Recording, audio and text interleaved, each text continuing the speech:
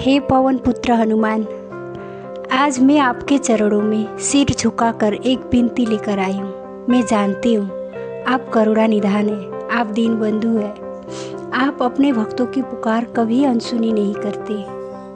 बाबा, मैंने बहुतों से सुना है कि आप अपने भक्तों को किसी न किसी रूप में दर्शन देते हैं, कभी स्वप्न में, कभी बादलों में, कभी किसी अनजाने मुसाफिर के रूप में।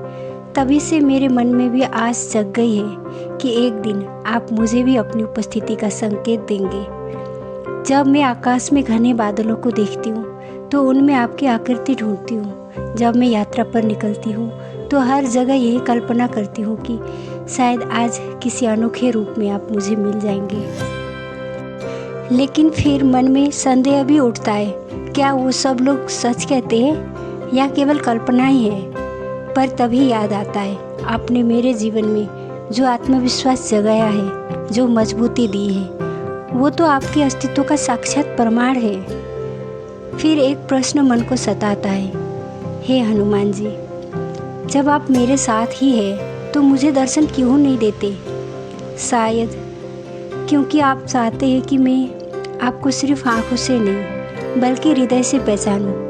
आपका असली स्वरूप किसी मूर्ति या छवि में नहीं बल्कि उस अदृश्य शक्ति में है जो हर कठिनाई में मुझे थाम लेती है। फिर भी हे बजरंगबली, मेरा मन आज भी तड़पता है आपकी झलक पाने के लिए, चाहे वो सपनों में हो, चाहे किसी संकेत में या किसी अजनबी के मुख से बोले गए शब्दों में ही क्यों न हो। बस एक क्षण ऐसा मिले जब मैं कह सकूं, हाँ, यही मेरे प्रभु है।